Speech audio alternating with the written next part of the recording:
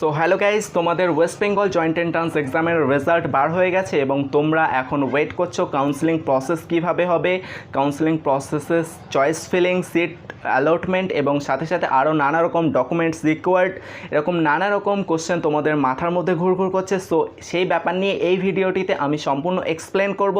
আর তার আগে বলে রাখবো, ওয়েস্ট বেঙ্গল জয়েন্ট এন্ট্রান্স এক্সামিনেশানে যাদের তোমাদের ভালো রেজাল্ট করেছো তাদের জন্য কংগ্রাচুলেশন, এবং যাদের স্যাটিসফ্যাক্টরি র্যাঙ্ক হয়নি তারা দুঃখের কিছু নেই। তো তোমরা ফার্স্ট ফেজ, সেকেন্ড ফেজ অথবা থার্ড ফেজ পর্যন্ত ওয়েট করলে অবশ্যই তোমরা ভালো কলেজ বা মোটামুটি স্যাটিসফ্যাক্টরি কলেজ তোমরা পেয়ে যাবে। অ্যালটমেন্ট পাওয়া অনেকটা সহজ এখন WBJEE থেকে। সো আরেকটা কথা বলে রাখবো, এই যে কাউন্সেলিং প্রসেস নিয়ে টোটাল এক্সপ্লেন করব এই ভিডিওটিতে। তো এই ভিডিওটিতে তোমরা স্কিপ করবে না, বিকজ স্কিপ করলে তোমাদের মাঝখানে কোনো স্টেপ ছেড়ে যেতে পারে, সেটা স্টেপটা হতে পারে অনেক ইম্পর্ট্যান্ট। সো তোমরা কাউন্সেলিং টোটাল প্রসেস সেটা স্কিপ না করে ভিডিওটি সম্পূর্ণ দেখতে থাকো। এবং আমার এই চ্যানেলে তোমরা যদি নতুন হয়ে থাকো কেউ, তাহলে অবশ্যই তোমরা সাবস্ক্রাইব করতে ভুলবে না, এবং ভিডিও তোমার জন্য হেল্পফুল হলে অবশ্যই তুমি লাইক করবে। এবং সাথে সাথে আরেকটা কথা বলবো, তোমাদের যে কোনো ধরনের ইনকোয়ারিজ কোশ্চেন থাকলে তোমরা কমেন্ট বক্সে জানিয়ে দেবে। সো আমরা শুরু করি এবারে WBJEE-তে কাউন্সেলিং প্রসেসটা কিভাবে সম্পন্ন হচ্ছে এবং তার টোটাল স্টেপ এবং টোটাল ডাউটস তোমাদের ক্লিয়ার হবে এই ভিডিওটিতে। তো তোমরা দেখতে থাকো। অ্যাট ফার্স্ট যেটা বলা হয়েছে সেটা হচ্ছে, there will be two separate unconnected counselling for WBJEE 2020 rank holders and for JEE main 2020 rank holders. তার মানে প্রিভিয়াস ইয়ারগুলোতে দেখা গেছে WBJEE এবং JEE মেন্স যে কম্বাইন্ড করে আর কি এটা হতো কাউন্সেলিংটা, কিন্তু এবছর সেটা হচ্ছে না। এবছর আমাদের যারা WBJEE দিয়েছে এবং বোথ বা যে কোনো একটা দিয়েছে তাদের জন্য যেটা হবে সেটা হচ্ছে কাউন্সেলিংটা আলাদাভাবে হবে। সো এটা হচ্ছে একটা ইম্পর্টেন্ট ব্যাপার। এবং সাথে সাথে একটা ব্যাপার যেটা বলা হচ্ছে, WBJEE 2020 rank holders there will be at least 3 rounds. So WBJEE যে কাউন্সেলিং প্রসেসটা হচ্ছে সেখানে তোমাদের 3টে রাউন্ডে এই যে কাউন্সেলিংটা হবে। সো তোমরা এটা মাথায় রাখবে।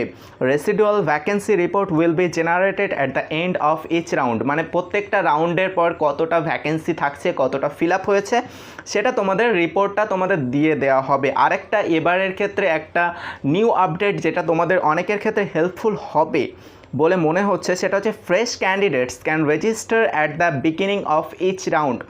তার মানে হচ্ছে ফ্রেশ ক্যান্ডিডেট তোমরা যারা আছো, মানে এখন তো সবাই ফ্রেশ আছি, বাট যারা যে ফার্স্ট রাউন্ডের জন্য আমরা রেজিস্টার করলাম কিন্তু কোনো ক্যান্ডিডেটস যদি রেজিস্টার না করে আর কি, তাহলে সে যে সেকেন্ড রাউন্ড যখন শুরু হবে সেই সেকেন্ড রাউন্ডে যে কোনো ফ্রেশ ক্যান্ডিডেট সে নতুন করে রেজিস্টার করে সেই সেকেন্ড রাউন্ডে মানে পার্টিসিপেট করতে পারবে, এবং থার্ড রাউন্ডের ক্ষেত্রেও ব্যাপারটা সেম।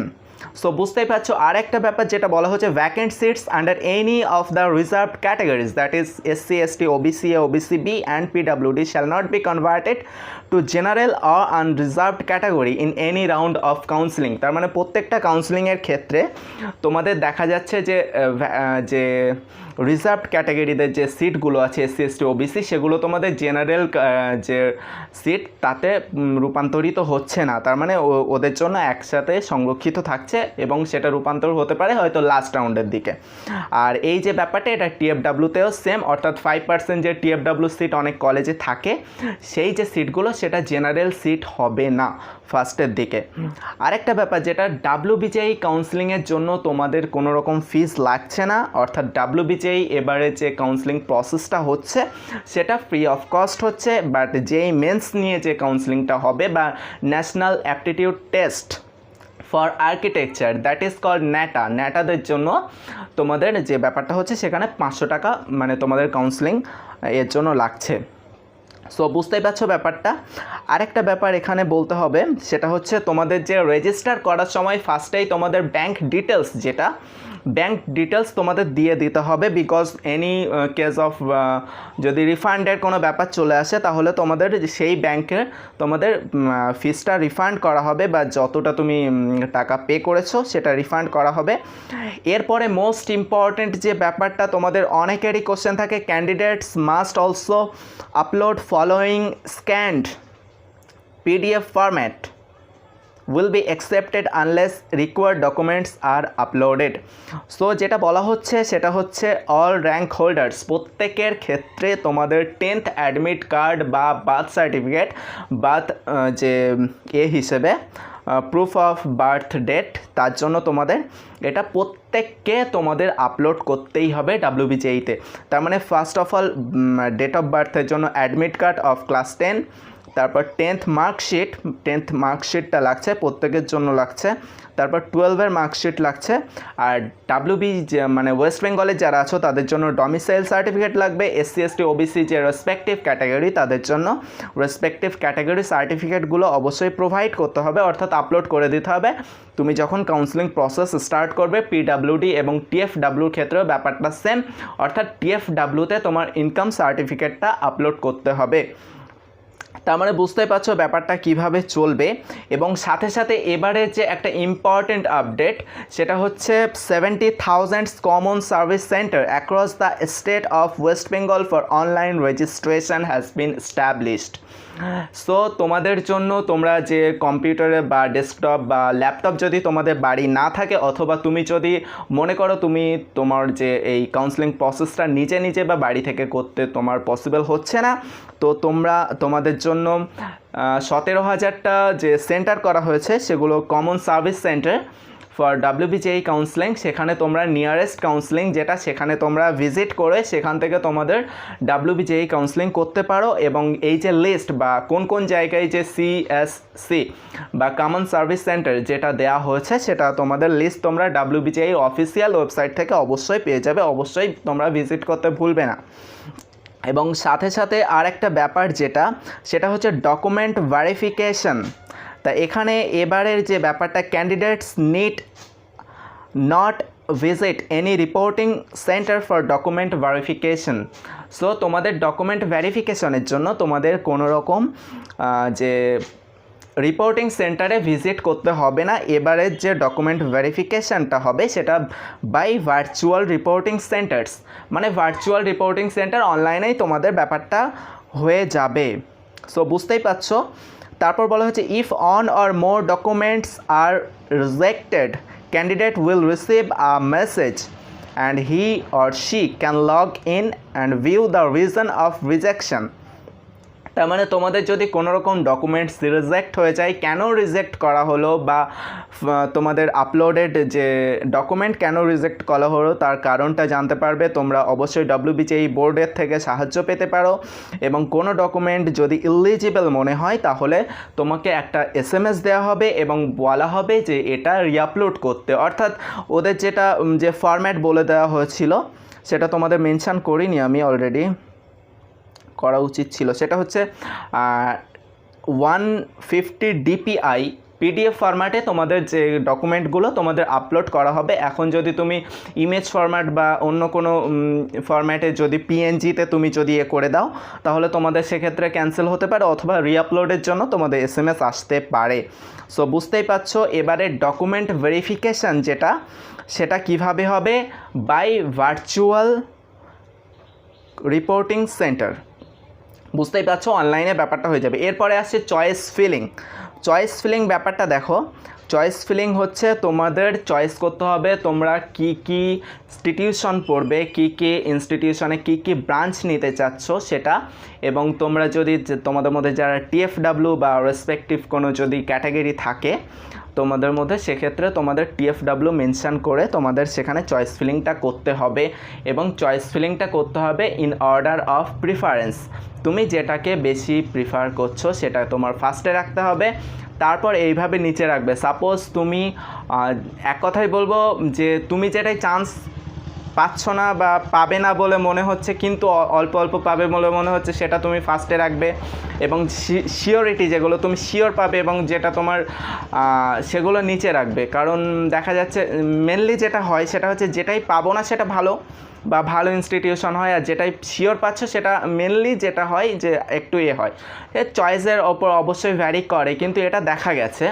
এবার যদি তুমি সাপোজ যদি যাদবপুরকে তোমার অবশ্যই ফার্স্ট চয়েস আমাদের সকলের থাকে, এবার যাদবপুর তুমি ফার্স্টে রাখছো, তার মানে যাদবপুর পেতেও পারো নাও পারো, সেক্ষেত্রে তোমার কোনো অসুবিধা থাকছে না। কিন্তু তুমি যদি কোনো একটা এমন কলেজ বা ইনস্টিটিউশন নিচ্ছ যেটা শিওর পাবে, সেটা যদি ফার্স্টে দিয়ে দাও তাহলে তোমার সেখানেই চান্স পেয়ে যাচ্ছ, কাউন্সেলিং প্রসেসটা আর আগাবে না। সো প্রিফারেন্স যে লিস্টটা করবে সেটা অবশ্যই মাথায় রাখবে। এবং WBJEE থেকে এবারে যে ডিরেকশন দেওয়া হয়েছে at least 20 institutions and 20 branches.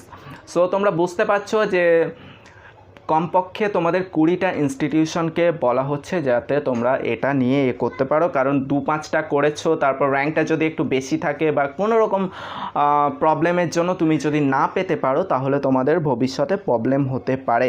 So বুঝতেই পারছো চয়েস ফিলিংয়ের ব্যাপারটা কিভাবে হবে। তারপরে হচ্ছে চয়েস লকিং। আমার অলরেডি আমি বলেছি ফার্স্টের দিকে যে এবারে WBJEE যে কাউন্সেলিং প্রসেসটা হবে সেটা 3টে রাউন্ডে হবে। এবার ফার্স্ট রাউন্ডে তুমি রেজিস্টার করেছো এবং অলরেডি কিছু চয়েস করেছো ইনস্টিটিউশন ব্রাঞ্চ। চয়েস করার পর যেটা দেখা যাচ্ছে সেটা হচ্ছে তুমি চয়েস করার পর চয়েস লক করছো না, অর্থাৎ চয়েস লকিং বলে একটা অপশান থাকবে। চয়েস লক না করলে অ্যাকচুয়ালি যেটা কি বলবো আর্টিফিশিয়ালি মনে হবে যে তুমি আদৌ কোনো কাউন্সেলিং প্রসেসে অংশগ্রহণ করোনি, অর্থাৎ তোমার যে র্যাঙ্ক এবং তোমার আপলোডেড সব কিছু ডকুমেন্টস নিয়ে তোমার কাউন্সেলিংটা হবে না, তোমার কাউন্সেলিংটা রিজেক্টও হবে না, সেটা পরবর্তী কাউন্সেলিংয়ে চলে যাবে, অর্থাৎ পরবর্তী ফেজ যেটা রাউন্ড 2তে চলে যাবে। তো তোমরা মাথায় রাখবে অবশ্যই তোমরা চয়েস লকিং করবে, কারণ তোমাদের অবশ্যই রাউন্ড 1-এ তোমরা রেজিস্টার করছো, মানে রাউন্ড 1-এ অবশ্যই চাও কাউন্সেলিং হোক। সো তোমরা চয়েস লক করতে ভুলবে না, কারণ এবছরে ব্যাপারটা চয়েস লক মাস্ট হয়ে গেছে। তারপরে যেটা আসছে অ্যালটমেন্ট। অ্যালটমেন্ট বলতে তুমি ফার্স্ট রাউন্ড বা ফার্স্ট ফেজের রেজিস্ট্রেশনের পর যদি কাউন্সেলিং করো, তুমি কোন কোন কলেজে অ্যালটেড হয়েছো সেটা তোমার SMS-এর মাধ্যমে জানিয়ে দেওয়া হবে। এবং তুমি যদি তোমার কাছে এবারে চলে আসছে কিছু অপশান, অর্থাৎ তুমি এই যে সিটটা পেয়েছো, সাপোজ তুমি ফার্স্টে JU, তারপর IM-এর পর টেকনোমেন এবং আর কিছু কলেজ নিয়ে তুমি এই প্রিফারেন্সে ধরো সাজিয়েছো। তারপর সাপোজ তুমি টেকনোমেনে তুমি একটা ব্রাঞ্চ পেয়ে গেছো রাউন্ড 1-এ। এখন তোমাকে কি করতে হবে, তোমার যদি মনে হয় যে টেকনোমেনে যে আমি ব্রাঞ্চটা পেয়েছি এটা আমি নিয়ে নেব, সো তোমাকে কি করতে হবে, ফ্রিজ করতে হবে, সিটটা তোমাকে ফ্রিজ করতে হবে, করে তুমি সেখান থেকেই তোমার কাউন্সিলটা শেষ হয়ে গেল, তুমি টেকনো মেনে চলে যাচ্ছ। এখন যদি মনে হয় যে ফার্স্ট রাউন্ডে আমি টেকনো মেনে এটা পেয়েছি, কিন্তু সেকেন্ড রাউন্ডে আমি IM-এ CSE পেয়ে যাব বা এমন কিছু তোমার ডিজায়ার্ড যে ব্রাঞ্চ, তাহলে তুমি কি করবে, তুমি আপগ্রেডেশন যে একটা অপশান আসবে, আপগ্রেডেশন ফার্স্ট রাউন্ডের পরে তোমার আসছে আপগ্রেডেশন অপশান আর ফ্রিজ অপশান। তাহলে তুমি যদি মনে হয় যে টেকনো মেন তুমি নিচ্ছ না বা ওই যে ব্রাঞ্চটা নিচ্ছ না, তুমি আপগ্রেডেশন অপশান করবে, অ্যাকসেপ্ট করবে আপগ্রেডেশানে, সেক্ষেত্রে তুমি আপগ্রেডেশনের সুযোগ পাবে এবং আপগ্রেডেশন দিলে তুমি সেকেন্ড রাউন্ডে তুমি হতে পারে তুমি পেয়ে যাচ্ছ। এবং এইভাবেই থার্ড রাউন্ডের ক্ষেত্রেও যদি মনে হয় থার্ড রাউন্ডে তুমি সাপোজ পেয়ে যাচ্ছ IM পেয়ে গেছো, এখন যদি মনে হয় যে তুমি সেকেন্ড রাউন্ডে IM নিচ্ছ না, এবার তুমি ভাবছো যে JU-তে, তাহলে তুমি আবার আপগ্রেডেশন করবে, করে করতে হবে। সো ব্যাপারটা বুঝতেই পারছো কিভাবে তোমাদের ফার্স্টে চয়েস ফিলিং, তারপর চয়েস লকিং করতে হবে অবশ্যই। চয়েস লকিংয়ের পর কী কী অ্যালটমেন্ট বা কী কী কলেজ পেয়েছো, যদি তোমার ডিজায়ার্ড ব্রাঞ্চ এবং কলেজ পেয়ে যাও তাহলে তুমি সেখানেই ফ্রিজ করে দেবে, সেখানেই তোমার কাউন্সেলিং প্রসেসটা শেষ হচ্ছে। যদি মনে হয় তুমি আরও ভালো কলেজ রাউন্ড 2 বা রাউন্ড 3-তে পেতে পারো, তাহলে তোমরা অবশ্যই আপগ্রেডেশনটা দেবে। সো এটা খুবই ইম্পর্ট্যান্ট, তোমরা মাথায় রাখবে। সো পসিবল আপগ্রেডেশন, অ্যান্ড এখানে আপগ্রেডেশনের ক্ষেত্রে আর একটা দুটো তুমি অপশান পাবে। এক হচ্ছে এরকম হতে পারে যে তুমি ফার্স্ট পেয়ে গেছো IM, তারপরে তুমি আপগ্রেডেশন দিয়েছো, আপগ্রেডেশানে সাপোজ JU পাচ্ছ না, তারপর তুমি একটা অপশান পাবে, তুমি আগের সিট ফিরে পাওয়ার একটা অপশান পাবে। সো তোমরা সেটাকে তোমরা অবশ্যই চুজ করবে, কারণ তুমি যদি লাস্টে আপগ্রেডেশন করে দিয়েছো এবং এটাকে তুমি বাদ দিয়ে দিচ্ছ, বাস IM বাদ দিয়ে দিচ্ছ, তাহলে IM চলে গেল, তারপর JU-তে পাচ্ছ না, তাহলে তোমাদের প্রবলেম হয়ে যাবে। তো এটা মাথায় রাখবে, এখানে অপশান তোমাদের আসবে, সেটা হচ্ছে accept and freeze the seat. তার মানে তুমি টোটালি তোমার ডিজায়ার্ড ব্রাঞ্চ পেয়ে গেছো, তার মানে তোমার আর কাউন্সেলিংটা আগাচ্ছে না। আরেকটা অপশান আছে accept with option for a possible upgradation to higher choices. তুমি অ্যাকসেপ্ট করছো কিন্তু তুমি আরেকটা চয়েস রাখছো যে আরও ভালো পেলে তুমি সেখানে চলে যাচ্ছ, ব্যাপারটা বুঝতেই পারছো। আর ডু নাথিং, কিছুই যদি না করো তাহলে the seat will not be consider for admission in the present cycle. ব্যাপারটা বুঝতেই পারছো কেমন হবে। আর আপগ্রেডেশন ব্যাপারটা তোমরা অবশ্যই করবে, কারণ আপগ্রেডেশন তোমাদের জন্য সকলের জন্য ইম্পর্ট্যান্ট হতে যাচ্ছে। তো ব্যাপারটা মাথায় রাখবে তোমরা। এইভাবে তোমাদের ফার্স্ট সাইকেল যেভাবে হচ্ছে এটা রিপিট করে সেকেন্ড সাইকেল, থার্ড সাইকেল হবে। আরেকটা ব্যাপার যেটা যেই মেন্সের ক্ষেত্রে তোমরা মনে রাখবে, এই কাউন্সেলিং প্রসেসটা এখনই স্টার্ট হবে বলে আমার মনে হয় না পার্সোনালি, বাট যেই মেন্সের ক্ষেত্রে রাউন্ড একটাই হবে এবং এই একটা রাউন্ডের মাধ্যমেই তোমার যে 10% সিট যেটা রিজার্ভড আছে অনলি ফর যেই মেন্স, তো সেটা পসিবলি ফিল হবে। সো গাইজ, এই যে প্রসেসটা আমি বললাম এটাই হচ্ছে এক কথায় তোমাদের টোটাল কাউন্সেলিং প্রসেস হচ্ছে। অ্যাট ফার্স্ট তোমাদের রেজিস্ট্রেশন করতে হচ্ছে, তারপর তোমরা প্রিফারেন্স অনুযায়ী চয়েস করছো, চয়েস করার পর তোমরা রাউন্ড ওয়াইজ চয়েস লকিং করছো। চয়েস লকিং করার পর তোমরা যেটা করতে পারছো সেটা হচ্ছে তোমরা ফ্রিজ করে সিট অ্যাকসেপ্ট করে নিতে পারছো, অর্থাৎ তোমরা সেই ব্রাঞ্চে চলে যাচ্ছ, অথবা accept and option for upgradation, অর্থাৎ পিছনের যে সিটটা পেয়েছো সেটাকে তুমি অ্যাকসেপ্ট রাখছো, বাট পসিবল আপগ্রেডেশন অর্থাৎ তুমি যদি আরও ভালো পাও তা চলে যাবে সেটা করতে পারছো এবং আপগ্রেড করতে পারছো। সো তুমি বুঝতেই পারছো এই যে টোটাল সিনারিও হতে যাচ্ছে। এবং সাথে সাথে আরও কিছু তথ্য সেটা তোমাদের না জানলেই নয়, সেটা হচ্ছে TFW সিট থাকে প্রত্যেকটা কলেজ বা ইউনিভার্সিটি যেখানে এলিজিবল তোমরা TFW সিট আছে, ম্যাক্সিমাম 5% সিট থাকে। এবং সাথে সাথে আরেকটা ব্যাপার SC ST OBC যে সিটগুলো থাকে এরকম পার্সেন্টেজ আছে, এবং কি পার্সেন্টেজ কোন কলেজে আছে অর্থাৎ কটা সিট আছে জেনারেল SC ST OBC সেটা তোমরা অফিসিয়াল ওয়েবসাইট ভিজিট করে তোমরা সিট ম্যাট্রিক্স যেটা আছে সেখানে অপশানটা ক্লিক করে তোমরা টোটাল যে ওয়েস্ট বেঙ্গলে যে কটি আন্ডার WBJEE কলেজ বা ইউনিভার্সিটি আছে সেখানে তোমরা দেখে নিতে পারো কোন কলেজে কটা সিট আছে।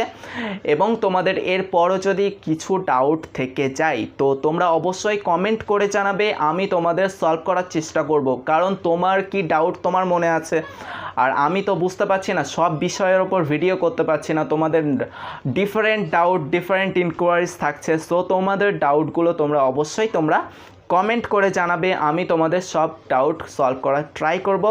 এবং সাথে সাথে বলবো চ্যানেলটিকে সাবস্ক্রাইব করবে, লাইক করতে ভুলবে না, কমেন্ট করবে। এই ধরনের related video, study related, university, college, school এবং ফ্যাক্টস রিলেটেড ভিডিও তোমরা অবশ্যই আপডেট পাবে। সো চ্যানেলটিতে আপডেটেড থাকো এবং আজকে এইটুকু, বাই।